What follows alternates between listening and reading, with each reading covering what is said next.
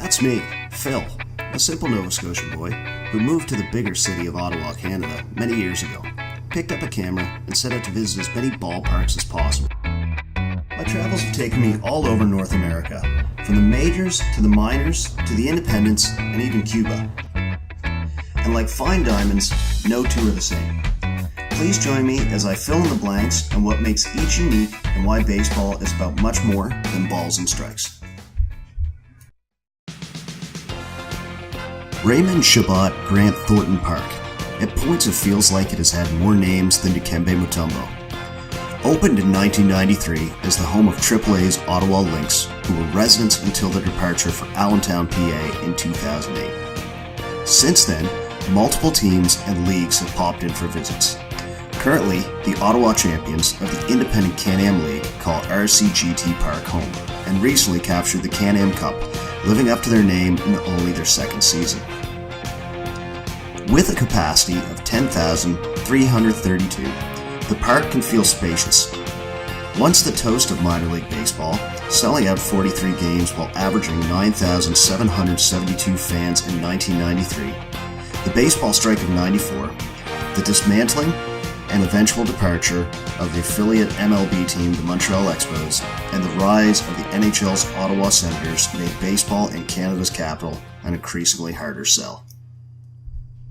Located in Ottawa's East End, there is not much in relative proximity by way of restaurants or bars. Driving is your best option to get to the stadium, costing $5 for parking, although much of the lot has been cannibalized by the adjacent Hampton Inn Hotel. This is typically only a concern for special attraction and holiday games, as average attendance hovers around 2,500. That number was buoyed by a midsummer series against the Cuban national team, in which close to 18,000 jubilant supporters took in this three-game international showdown. Former National League Cy Young winner Eric Gagne signed a one-day contract to pitch for the Champs versus the Quebec Capitals on the final day of the season, Labor Day, drawing 8,000 patrons to see him spin 5 innings of one-run ball. A pedestrian walkway crosses over the adjacent 417 highway, attaching the stadium to the central train station, which has some parking options. The grander vision is for 2018, when the Max Keeping Bridge will link to the newly operational light rail mass transit system. When the stadium was opened as Jetform Park in 1993, it was already behind the trend of the new retro ballparks that were to come. The stadium itself is similar to most early 90s pre-Camden Yard stadiums. Very functional, perhaps a little sterile. It has a segmented upper and lower bowl, and $12 gets you general admission seating. The concessions inside the rotunda are away from the field, meaning you might have to be quick grabbing a bite and promptly returning to your seat as not to miss the action. A sizable chunk of money was put into the stadium in 2015. Unfortunately, this was merely for upkeep that had been neglected as the stadium stood dormant or underutilized. The grounds crew has been rewarded as the playing diamond has been voted the best in the Can-Am for the past 2 years. The field is well below street level, and the dimensions are symmetrical, 325 to the corners and 400.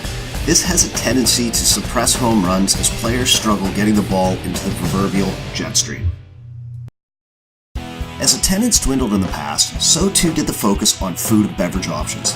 The Champions have done a good job incorporating local favorites such as Quebec Sports Bar, Le Cajot Sports for chicken wings and pub fare, Gabriel's Pizza for pizza, and the Poutine Factory for the Canadian delicacy of fries, cheese curds, and gravy. It is distinctively Canadian, distinctively awesome. No do to boot it. Prices are mid-range, not cheap, but not exorbitant. Think $3 for a hot dog and $3.50 for a bottle of Coke, with some value bundles and food-themed promo nights. You can try out a few different local craft beer options, as Clock Tower Brew Pub and Kitsissippi, who brew Champs Light specifically for the team, are available. $5.25 for a regular draft and up to $8.50 for a tall boy can. Is the stadium a draw unto itself? Probably not, but if you are visiting Canada's capital during the summer and have a chance to check out a decently affordable, family-friendly, solid level of baseball, I'd say go for it. More importantly, just because a league is not affiliated with the majors doesn't mean it's Bush League.